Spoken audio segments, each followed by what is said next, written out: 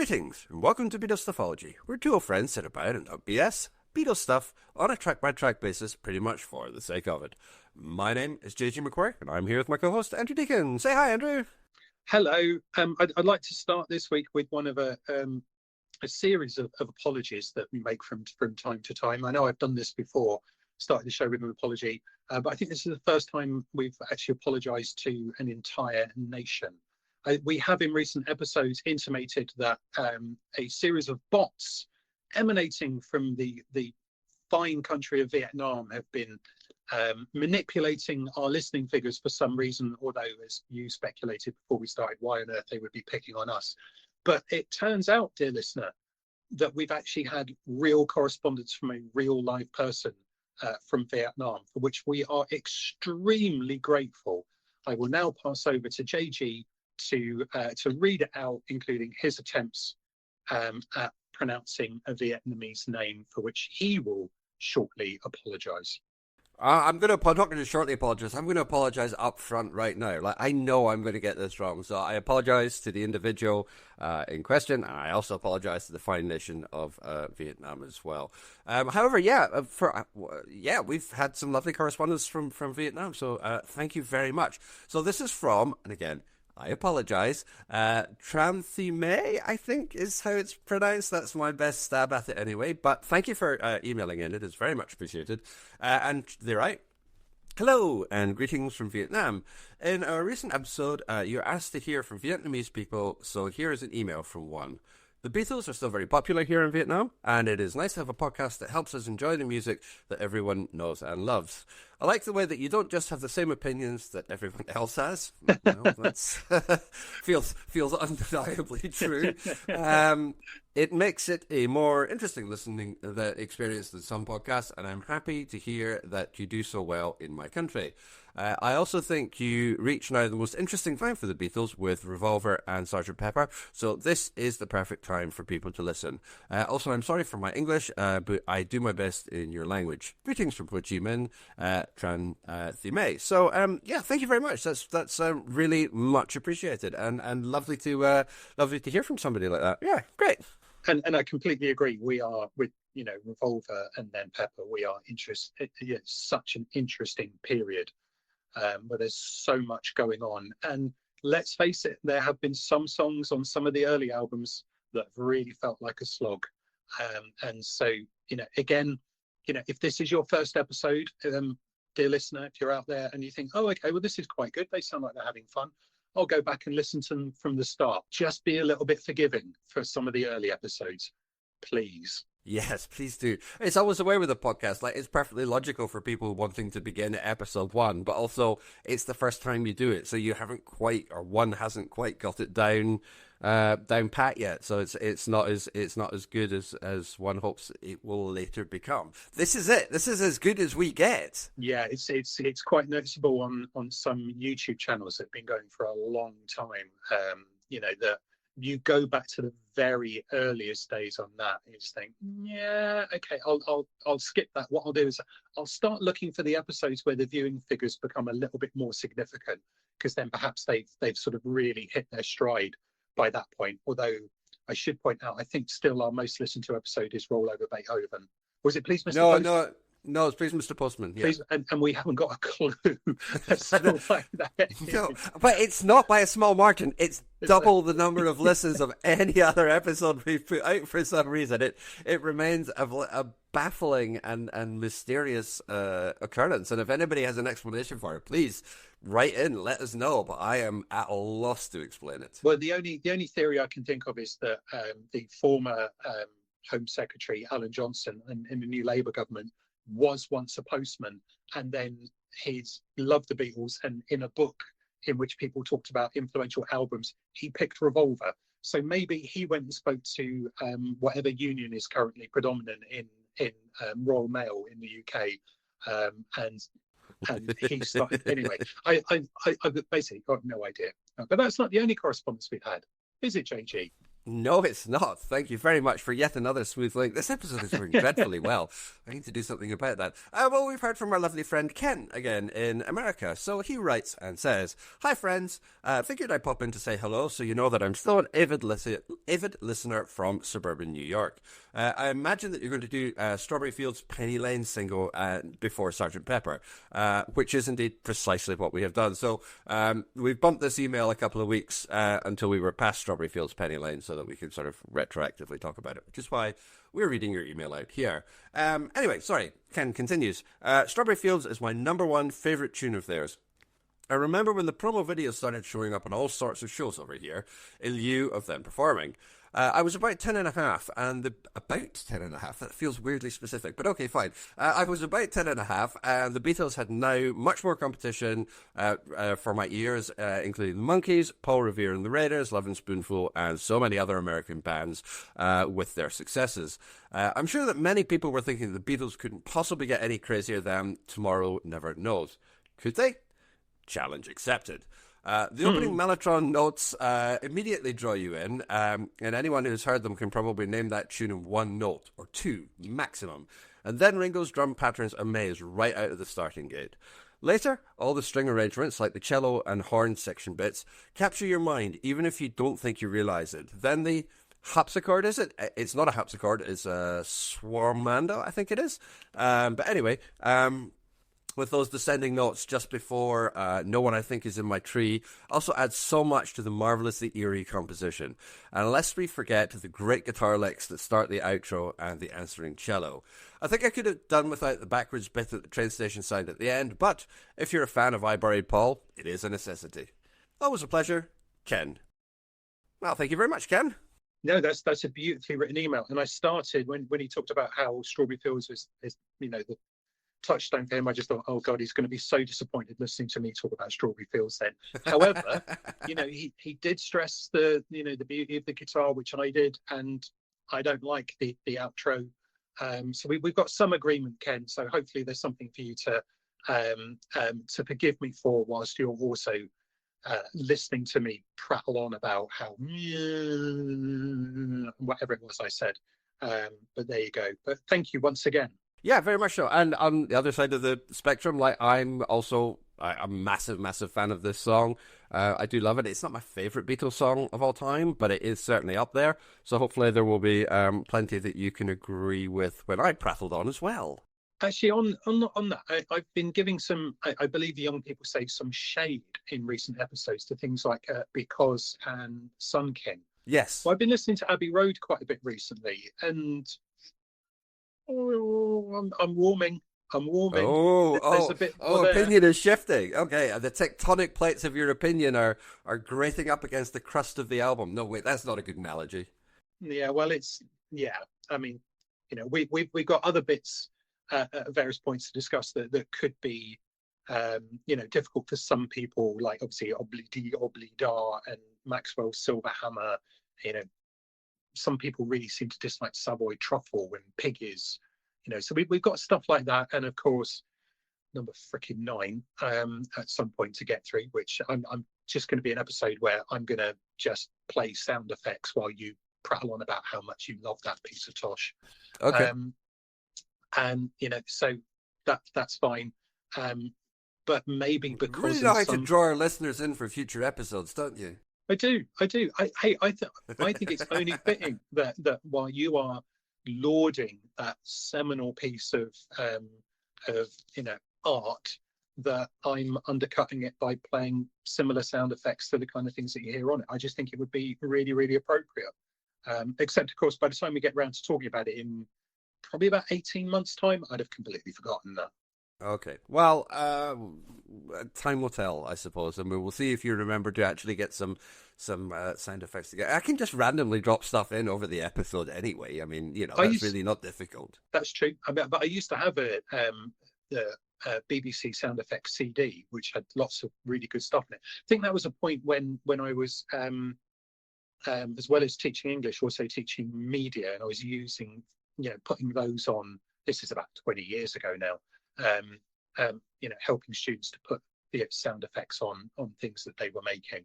But that was quite fun. Yeah, the old BBC sound effects CD, eh? Hey, Yeah, hey, lovely. hey, there's some good use of sound effects in the song that we're talking about today. Some of which comes from anyway. Let's go. Yeah, We're in danger of very nearly sounding professional. Could you stop it, please? Because it's quite disconcerting. I'm not sure I approve of this at all. I would have been quite happy to have worked in radio. In fact, my dream job probably still is being a commentator on the BBC's Test Match Special. I just imagine talking about cricket for 5 days and being paid for it. Bliss. I love sound editing. I Bliss. would have loved to have been able to do something with that. I in my spare time, I write for an American audio and video production website, and I absolutely love it, and I would love to be able to do that. And I was going to say back in the day, I used to have like BBC like sound effects albums and CDs. I've still got a couple. It will come as no surprise of you, of course. I did. Like a couple of Doctor Who ones, of course, on vinyl and all the rest. So it's like it's Look, all there. It's all good I stuff. don't really want to stop the show, but I thought you ought to know that at this point, the audience are going, get on with it. Yeah, all right, let's get on with it. We're discussing Sergeant Pepper's Lonely Hearts Club Band. So we have a new song, a new album. The song, not the album. Yes, no, that is very important. That is very important. So, new song, new album, new year, new approach, new everything? Question mark. Ooh, it is both new and not new. Mwahaha. I don't know where do you start with this? Do you start with the concept? Do you start with the direct address to the audience? Do you start with that amazing guitar introduction?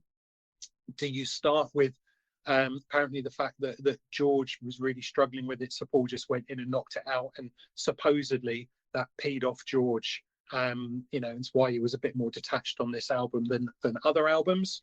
Do we start with the key, bit of this? Because I think Pepper is sometimes an album where people take single points of lyrics and do something with it, and we'll get to that when we talk about When I'm 64, for example. And fans of 1980s British TV programs will understand what I'm talking about there. Nod of the cap to Mr. Barry Took. And here, of course, it's the 20 years ago today. Everything else is kind of meaningless, because that notion of 20 years ago has come to dominate. After all, I think it was then, 20 years later, when we really started to get lots of retrospectives about Sergeant Pepper. And then we get the whole kind of idea of, Paul McCartney was writing about 20 years previous. Now it's 20 years on. Whoa, look, clever, crafty, meta, and all of that sort of thing. So where do we start? Where would you start? Well, I'm going to start 20 years ago. Not from our perspective, from 1967, which is 1947. And one of the interesting things, I'm sure the line "it was 20 years ago today, Sergeant Pepper Dot Band Play" isn't meant to be literal. But I'm going to be literal about it because I can. And 1947 was not a good year in the United Kingdom. It was awful. There was a massive winter freeze. It was one of the coldest winters on record.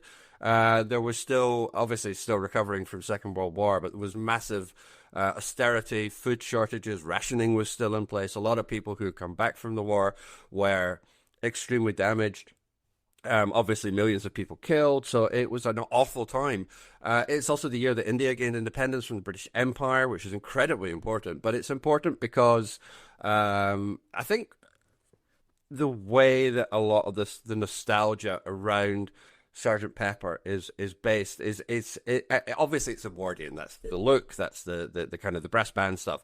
But the departure of India from the British Empire was a massive blow. It was, particularly Churchill, who was out of office at that point. He fought to keep the British Empire together. That was what he believed in, pretty much to the exclusion of all else. Like, he massively supported the British Empire, and so India's departure was a huge kind of psychological blow. 1947 was a terrible year by and large for things happening in Britain. So its invocation in this song is kind of it's an interesting It's an interesting one. Like I said, I'm sure it's not that. I'm sure there isn't that much intentionality behind it, but yeah, the actual nostalgia that this song, this era, this album is reaching back for is extremely Edwardian. But that's not the era that this song specifically invokes. Right. So to be a git, this was they started recording this at the start of February 1967. So in my mind, if we're going to go 20 years ago, we also need to go 1946 as well. So I'm just just chucking that in there. Yeah, but there were also the reintroduction of lots of other things as well. I think 46, the FA Cup final went back to Wembley, which is a massive thing. BBC started broadcasting television again. Now, admittedly, that would have been to a very small number of people. But yeah, that would have been from Ali Pali. You'd have had yeah, absolutely. You'd have had the things like the nationalisation of coal and rail. You've got the recent birth of the National Health Service coming in to effect. Yeah, it wouldn't have been there at that point, though. No, but it's developing at this point. The legislation is going through; it's being set up. So yeah, there are dark times, but there's also some positivity there because we are coming out of the war and rebuilding. Now, if we want to get into the rest is history type territory as well, we could then point out the fact that, of course, America gave a lot more support to defeated countries, but and of course Churchill during the war, in order to get American support through Lend-Lease, did give away substantial parts of the British Empire, say for example in the Caribbean, yeah, absolutely, in order to get that support. So far be it from anyone to suggest that Churchill was potentially hypocritical at some point, especially bearing in mind I seem to have at the back of my mind some memory of there being an absolutely terrible famine in parts of India during World War II. Yeah, there was. It was absolutely British support. Yeah, but Britain did not provide that support, and yet and of course, oh God, we're getting into weird territories here. We sell everybody's founding stories are really, really interesting. One of the foundational stories that Britain tells itself actually only goes back as far as World War II. We stood alone against Germany in 1940, 1941 after the French surrendered. We didn't. We had the world's largest empire, and we had countries like India, Australia, New Zealand, Canada, who were sending loads and loads of forces. But we tell this myth, don't we, that we did it alone. We happy few band of brothers and all of that sort of stuff. That Henry V type thing. And of course, it's just not true. But it's the story that we tell ourselves to make ourselves feel better, perhaps about what we've lost. So I find that period really, really fascinating, and the fact that we're looking back and actually, if you look back at some what's going on, say in 66, 67 culturally, 66 you had films that were historical, that were big successes like Khartoum and A Man for All Seasons about Henry VIII, but you then also balance that against the sort of the kitchen sink type realism of something like Alfie or Georgie Girl. But then you look at TV again, there's both the sort of the modern stuff alongside things that are more nostalgic. But then even Doctor Who is just coming to the end of, I think, of the first Doctor at this point, roughly. Yeah, 66 would be, we're getting to the end of Hartnell, yeah. And that is a show that is both futuristic and heavily nostalgic as well. There's so many of the Doctors over time, you'll be able to talk more about this, have sort of gone for kind of nostalgic, almost Edwardian type clothing. Which Victorian really in the start, Doctor Who has its roots in Victorian adventure fiction. That's really kind of what it stands for. So it's slightly earlier than Edwardian. It becomes more Edwardian as the show goes on. But Hartnell is kind of like a Victorian, like 19th century Victorian English scientist. Like it's drawn from precisely the same roots as something like H.G. Wells' The Time Machine. So yeah, it's coming from that kind of very classical 19th century idea of sort of the scientist person who will understand the world around us and thus be able to make it better. That's kind of where that character draws its roots from. But we also get the start of some really quite popular children's programs at this point as well. And listeners outside of the UK might want to, if they want to have a look at some really nostalgic children's TV programs from the late 60s. Bear in mind, Thunderbirds was starting around this point as well, which I think is quite interesting. But there's a series of stop motion animation that you have Camberwick Green in 66, Trumpton in 67, Chigley in 69, and all made by the same company. And they're all very, very ideal. Well, they're partially idealistic. They are referring back to past times. You know, you have like soldiers in a fort who take breaks from their drills to drink half a pint of milk a day, for example. But they're all in the red coat outfits. And you know, the doctor has, you know, the big kind of bushy beard and the big bag, and he goes on his rounds. You know, so it's not necessarily modern interpretation, but it's very kind of comforting. And yet there's also some, you know, quite subversive stuff. You know, I was watching an episode of I need to get this right, I think it's Camberwick Green, in which the farmer is trying to work out why he's not selling as many eggs in the village. Bear in mind, this is 1966.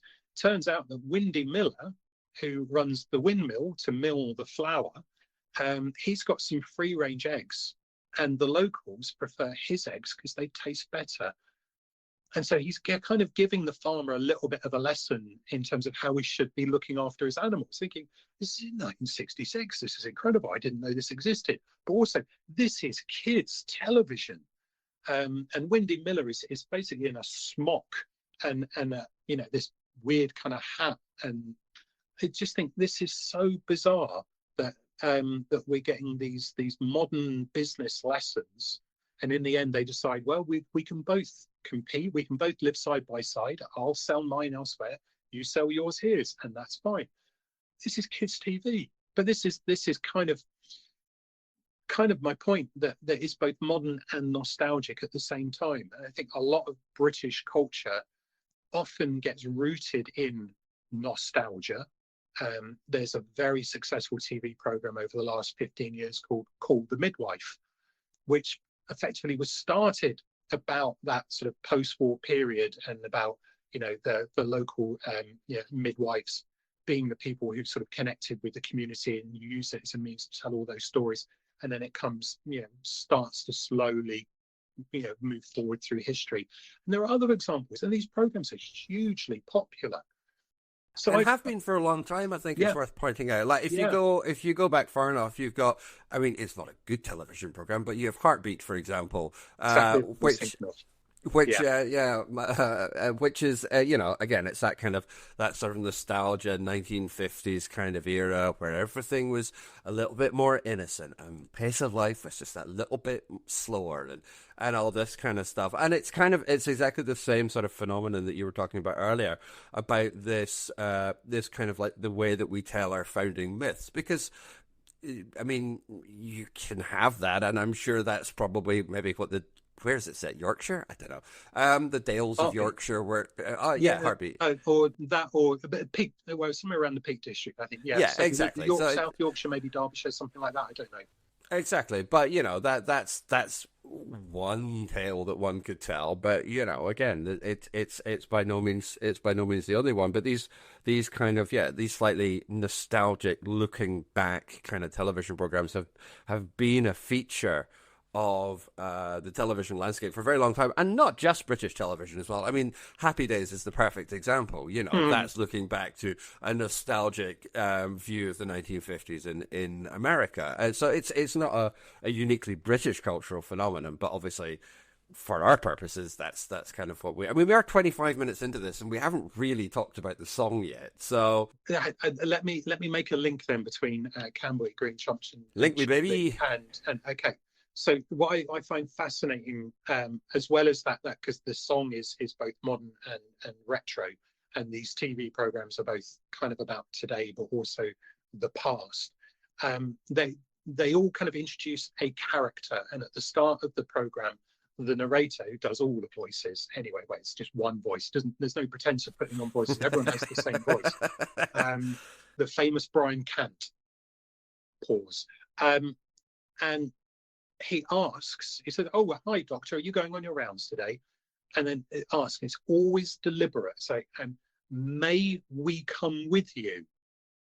May we come with you? And that's important, because it's not, as is often used these days, can we come with you? Of course you can, but are you going to? You know, that's not a request. Can we come with you physically? Yes, you can. May we come with you is a request. So here's the link. May I introduce to you the act you've known all these years as Sergeant Pepper's Lonely Heart Club Band. So deep in all of this, in all of their, you know, just 17 and you know what I mean, McCartney has remembered his grammar lessons from school, and it's may I introduce to you. There you go. There's the link into the song. That kind of feels right, particularly for McCartney, because, you know, he is the one who has this, you know, one foot in the past. He's the one who loved, you know, being around the piano with his family and Your Mother Should Know and When I'm 64 and kind of all these kind of very backwards looking songs. And so, yeah, he gets the language right. And I think that's a really... It's an oft overlooked aspect of this song that, yeah, you're absolutely right to draw attention to. Like, the language of it needs to be right for the fictionality to kind of work. And of course, you know, I mean, the Beatles are right there. The name is on the cover of the album. It's not like anybody was going to pick this up and not realize what it was. But nevertheless, they are playing along with the, and I'm very much using a small c here, concept of the album. And yeah, it makes the reality of that come true. Now, how much... Like, I don't want to get into arguments about concept albums and whether this is the first concept album and whether it leads to, like, that's there is a place for that discussion. This isn't it, but if you're going to do something like that, if this is your exercise and you're topping and tailing the album with this and the reprise at the other end, like you need that fictionality to work properly, and getting small details like those, that like the language of it right, really matters to this song, because in other areas the song is not that at all. So I do think that's particularly interesting, and that then links to the whole point about how we are talking about us as a band, and we're talking about you as an audience. It's that direct address of the audience as an audience, but it's also that direct reference to us as a band as well. And you've almost got like the ringmaster here who's introducing it all. So, you know, we'd love to take you home with us. You know, you are the audience. You're such a lovely audience. Come on, let's all do this. You know, let me introduce to you.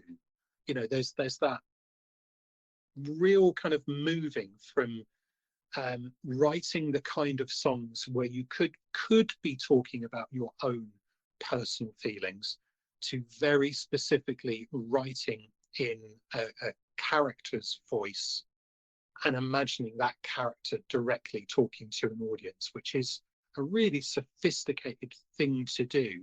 And I know I've said quite a lot over the years that, you know, often the lyrics don't matter because it's the tone of the lyrics that are important. It's, do the words sound right?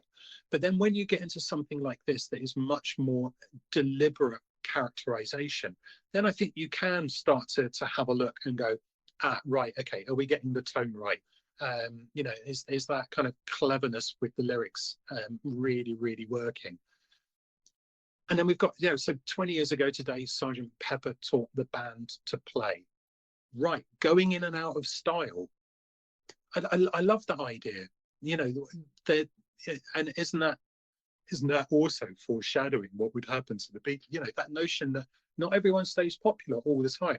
Sometimes they're in style, sometimes they're not. Things change. Wow, Paul, that's really good. You know, it's really sophisticated. Love it. Then we get a really annoying bit of logic that doesn't work for me. I don't really want to stop the show. Well, okay. Well, if you don't, Billy Shears is just going to be standing off stage for ages waiting to be introduced, isn't he? You're going to have to stop the show at some point, aren't you? You don't want to stop it? What, because you're enjoying yourself too much? You don't think the audience is going to like Billy Shears? Yeah, okay, fine. So not really sure about that. But apart from that, Paul gets a definite B plus on this, I think. Yeah, and when it comes to like the character work, and imagining these characters, it's not unprecedented that we've had that before. We've talked about Eleanor Rigby, most obviously, but this is something wholly different. This isn't just, all right, well, I'm imagining, all right, we talked about kitchen sink dramas. Something which I meant to mention when we were talking about Eleanor Rigby, and I forgot. But 1966 is also the year of Kathy Come Home on television, which is an absolutely seminal piece of television drama, and the mood of Eleanor Rigby kind of fits that very, very nicely as well. But anyway, it's a small aside. But the point is, we've had character works. We've had not everybody we've talked about For No One, Eleanor Rigby, etc., etc. But this, like a ringmaster character like this, somebody who's taking center stage, somebody who's pulling the audience along with us, and just a wholly different form of entertaining. That line, "Sit back and let the evening go," is always one that sticks with me as well, because that's the whole thing. And that's how entertainment was consumed, not just then, but even if you were sitting down in front of the TV, and this is, again, more of a British thing, but there were two channels, both black and white, and the TV took a long time to heat up and get going. Like, when you put the TV on, you put it on a channel, and you pretty much just left it there. So you would sit back and let the evening go. The TV just kind of was on.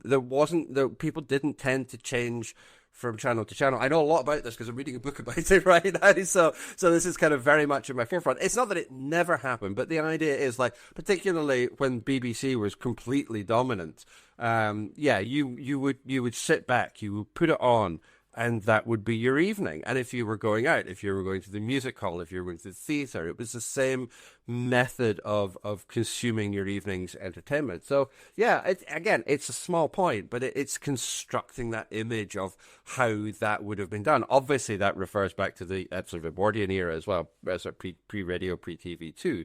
But it's just another lovely little detail in the way that the lyric is constructed.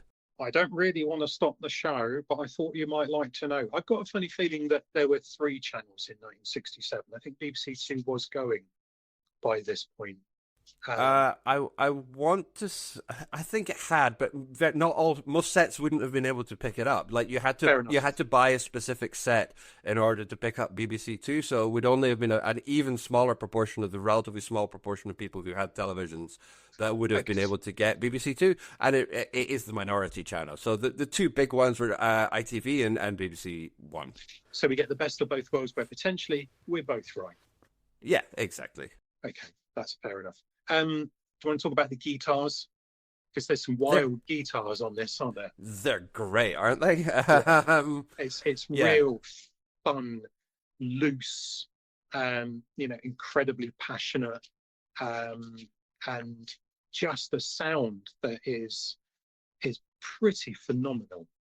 And it's Paul, the top line. It is Paul. Yeah. It's really such an incisive kind of sound. Again, it's another interesting way that the kind of the nostalgia elements of this song, particularly the brass band, really cut against what the actual song is, because the song itself is it's a proper straightforward rock song. Like, almost all the chords in it are sevenths. It's G7th, C7th, D7th, A7th.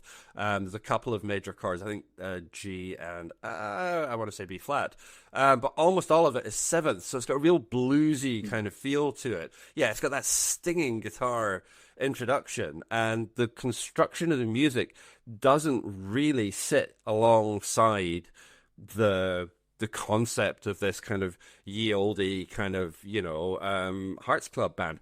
Other than the fact it stops for a bit, and then we get a great big brass introduction, or a great big brass middle bit, I should say. There's, I think, a theme that's going to come up from my perspective with quite a few songs on this album is that musically, they're not as innovative as some things that we've had recently. However, it's kind of like the production and the ideas around it that really makes it innovative, but that everything that they do is in support of the song. And we do get points in this where you get a very kind of like, choppy kind of staccato type guitar that really works, and you just sort of get the feeling it's kind of like a holding pattern until it then goes somewhere else. So we go through various different stages in the song, like we do with the vocals as well, with Paul doing his part, and then believe George and John doing that kind of like harmony piece in between. So it just seems to be a lot more care and craft that's going into it, even if perhaps parts of it, the musical innovation isn't always there. For me, it's just that guitar line that really stands out, and everything else is just, let's get this song, let's put forward the bits of the song that need to be at the front. We're not going to be doing so much that's clever in the background. Yeah, I think that's probably right. And it's, it's again that attention to detail. Like it opens with like we haven't talked about it, but like the murmur of a crowd, like an orchestra tuning up. So we really are, like, from the very first second we start listening to this song, we are constructing this world where it really is just like some band, and that detail is deployed really, really skillfully. We'll see it elsewhere in the album when we get to sort of good morning and the fade back into the Sgt. Pepper reprise and the sound effects on Being for the Benefit of Mr. Kite and all this kind of stuff. Like there's a lot of interesting, I really want to use the word radiophonics, it's not quite right, unfortunately. There's a lot of really interesting sound effects and the way that the soundscape can be used to construct the atmosphere rather than just just the instrumentation again. And I know we mentioned this a lot, but given how primitive the recording studio is in these days, that it's a real achievement to be able to add these little kind of flourishes and details to help build up the picture of what it is that the listener's experiencing. Well, the effects taken from previous George Martin recordings, I think that Beyond the Fringe gets mentioned at one point. Yeah, the laughter is from Beyond the Fringe, and the orchestra tuning up was from Day in the Life. Yeah. So it's interesting that we're building up. It sounds so pretentious. Building up metafictional reality. That's what this is. Texture. Yes, it is texture. Yes, but it is. That's exactly what it is. Yeah, absolutely. Don't be ashamed of the word. Say it out proud. Extra texture. No. I take it all back. Is that a Harrison album? It really is. Okay, fair enough. I mean, whether it should be or not is another question. But well, let's not necessarily get into that. One thing I really like about, I do really like this. I think it works in a short period of time. It does a lot. But one thing obviously we need to be aware of is the fact that it segues into the next song. And so therefore it makes me wonder whether or not it's easy to judge it as a song on its own. And I can easily imagine this with different lyrics and a different theme. You could almost imagine that, instead of 20 years ago, today, Sgt. Pepper taught the band to play, be 20 years ago today when Alice Pepper broke my heart in many ways, or something like that. I don't know. Let me workshop that for a while. But it could be a completely different idea to it, and then it could be a self-contained song. I think the way that the song moves into With a Little Help from My Friends should make it almost impossible to play on the radio, for example. I don't think you're going to hear this played because it just sounds awkward. So let me introduce to you the one and only Billy Shears of Sgt. Pepper's Lonely Heart Club Band, and then the DJ going in, and there was the Beatles here on legendary FM on KLCPYQRST. I don't think that's going to happen, is it? No, I don't think so. And that's not, I mean, it's a prelude. That's what this is. It's an introduction. and that's fine. It does function in that way. Like you said, it does a lot with a little. This is a very short song, but it gives us, yeah, and it gives us everything that we need, and that's fine. It gets in, it does the thing, and it gets out. But you're right.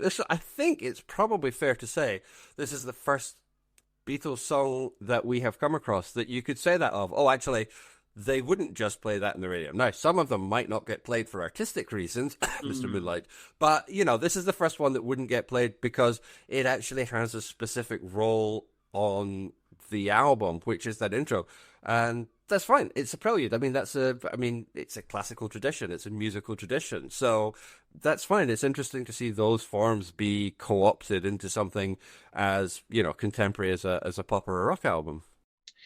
That's a good point. Actually, a lot of those sort of classical pieces that are so familiar are quite often 2 or 3 minutes within a much more significant piece.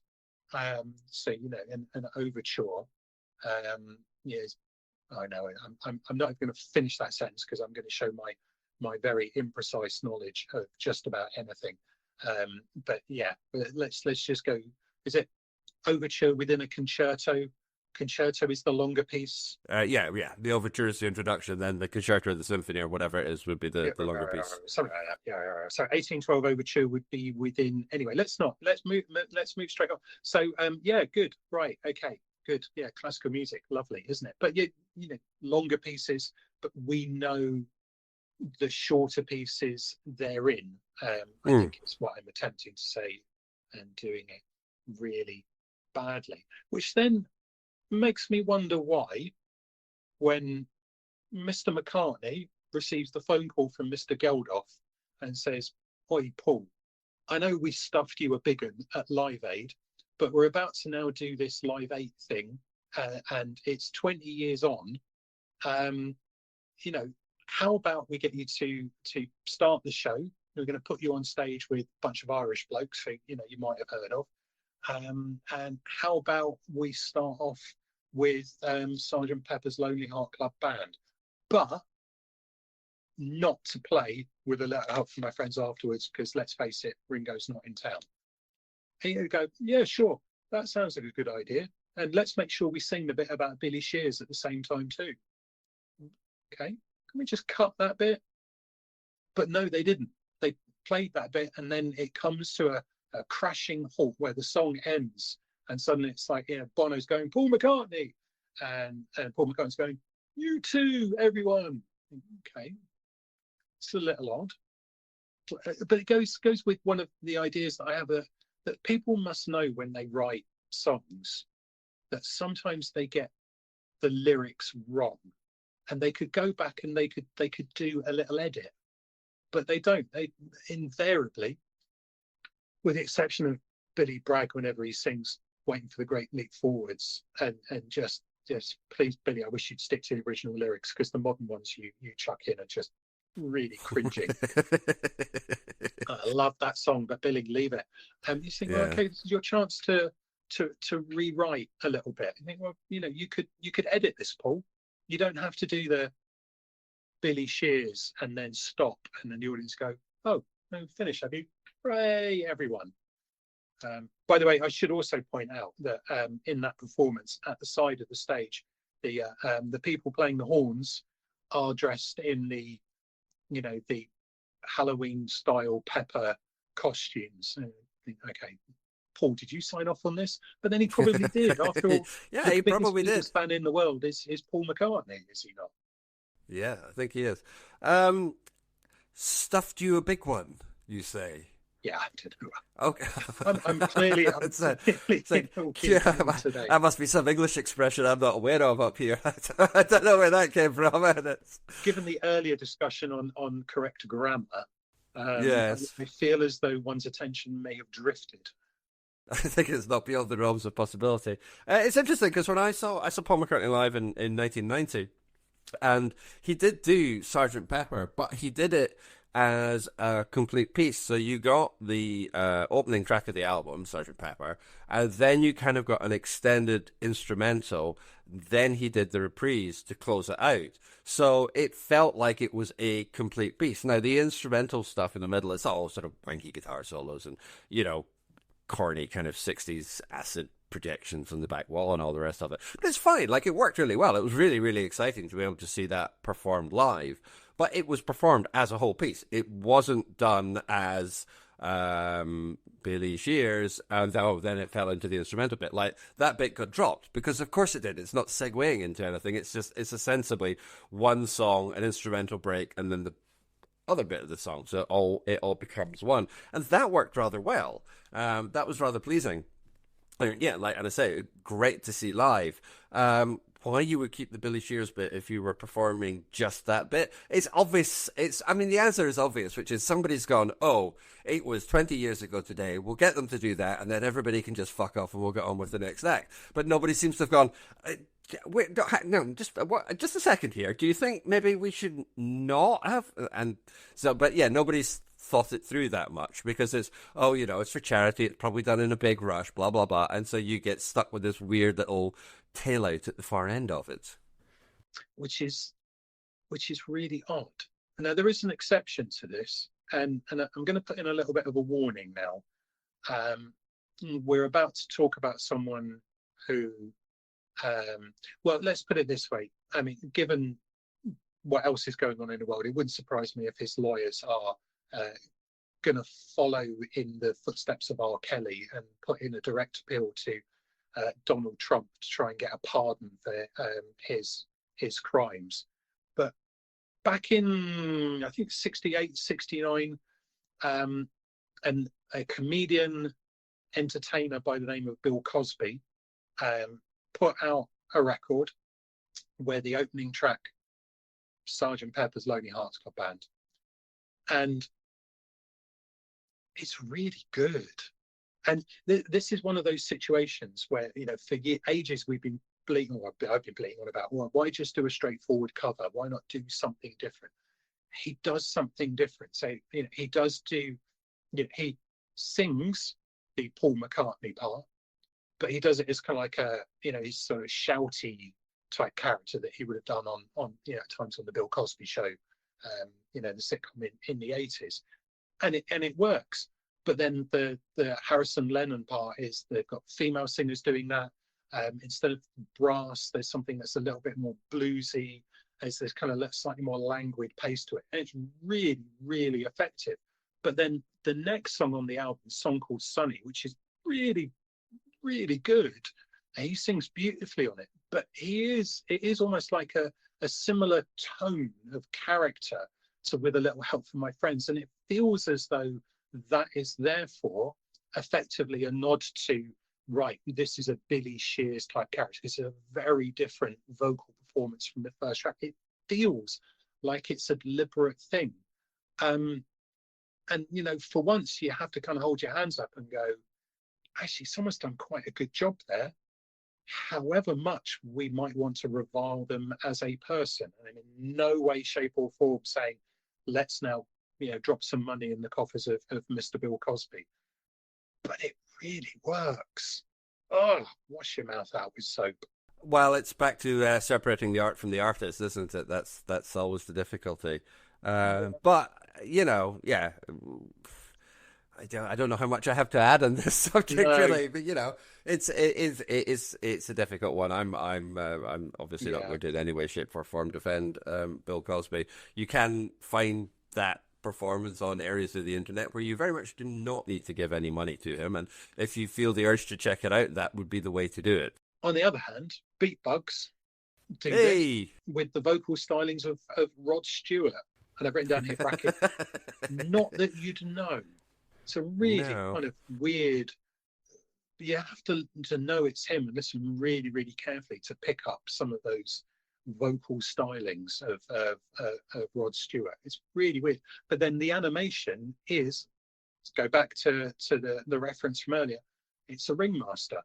They've gone for that, and of course that's a very retro outfit as well, and one that will come back when we get onto when culture gets onto the Rolling Stones and their Great Lost Television epic as well. So, but then there's that nostalgia part to it.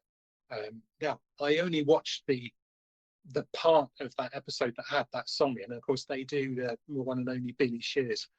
But what I've neglected to do is then to watch the entire episode to find out if they do then bring on a bug, who is Billy Shears, who is, a little bit lonely and just needs someone to love.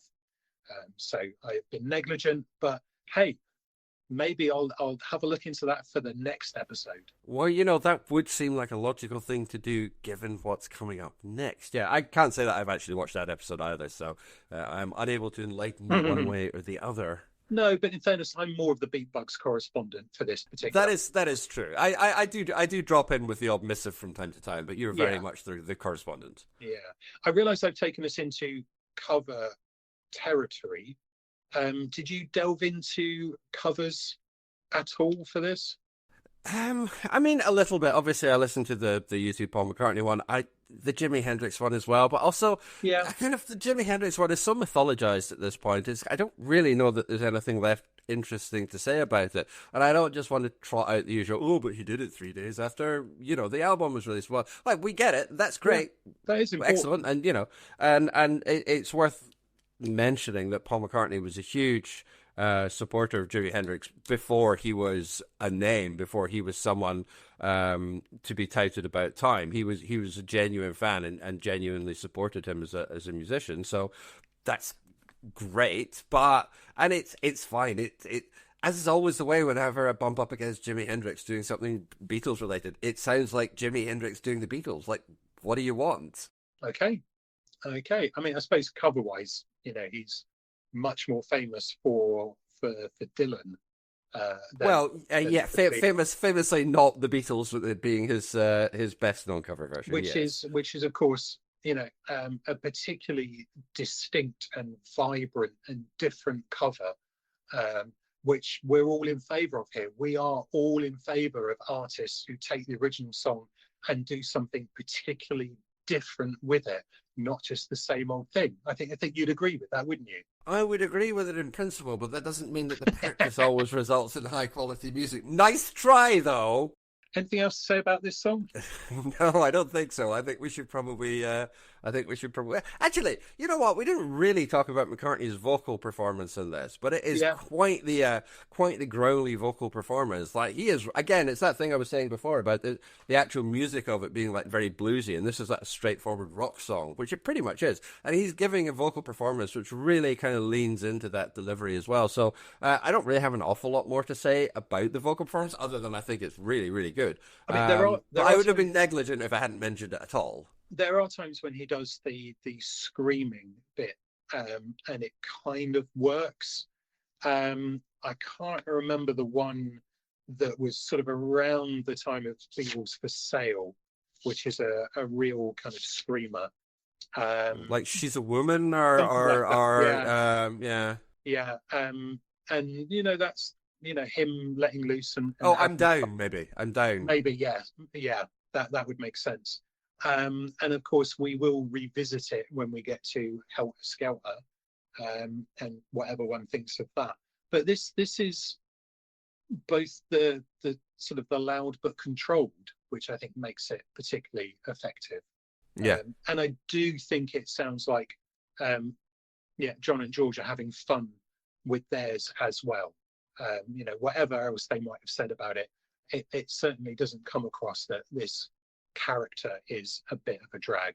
I suppose we could sort of mention about the characters and Paul being inspired by some of the wacky band names out in America and all of that sort of thing, hence why we get Sgt. Pepper's Lonely Hearts Club Band, and the Sergeant is important because that British nostalgia often comes with some sort of military element. I could reference back to the little fort in Camberwick Green, if you like. In fact, I'm just going to go that Paul McCartney was inspired by Camberwick Green when coming up with the idea for Sgt. Pepper's Lonely Hearts Club Band, and I'm going to stand by that right up until the point where I forget it. Okay, good. What was I talking about? Score, please. Score, please. Oh, okay, right. So now, um, How do you score a prelude? yeah, well, exactly. Am I scoring it as a 2 minute song, or am I scoring it as the first song on an album, and how it seamlessly blends into the next song? I don't know. I don't know. And I'm sorry, Ken. I gave Sergeant Pepper 8. I'm also going to give this an 8. I'm saying this is as good as Strawberry Fields Forever. Okay, that's very interesting. Well, the fault is in your scoring system, not in my opinion. It's our scoring system. It's not. It's too late. You've been doing this for 4 years now. It's too late to just say your scoring system. Like you could just glibly get away with that and me not pull you up. I was moaning about it from episode 1. Let the record show. We didn't have a scoring system in episode 1, but I anyway, was moaning about it before you came up with it. It wasn't you that came up with it. It's your other half. It's my fella that yeah. But he's also right, because it does mean that we actually have a reason to end the episode. Anyway, I'm also giving this 8. I think it is as good as Strawberry Fields as well. Well, no, because I gave Strawberry Fields a 10. So I think it's as good as you think Strawberry Fields. This is all going dreadfully wrong. Do you have anything else you want to add before we wrap this up? No. I think we should move on and get ready for Ringo's big number. Okay. Well, in that case, you can really get a hold of us. You can contact us by email. We are BeatlesStuffology@gmail.com. If any more of our Vietnamese listeners would like to get in touch, that would be fabulous. But we welcome correspondence from all around the world. We are also Beatles Stuffology on Instagram, and you can find my blog at jgmcquarrie.scot. Please like, rate, and review us on whatever podcast you're using so that more people can find the show. Now, next episode, we have, we're a little more than halfway through the Beatles back catalogue at this point, and if the podcast can survive the next episode, then it can survive pretty much anything. Because it's time for the episode that we have been trailing for literally years at this point, one which threatens to rip asunder the very heart of this podcast and leave it exposed and vulnerable. For the next episode, it is time for with a little help from my friends. And as always, we hope you're going to join us for it. But until then, keep listening.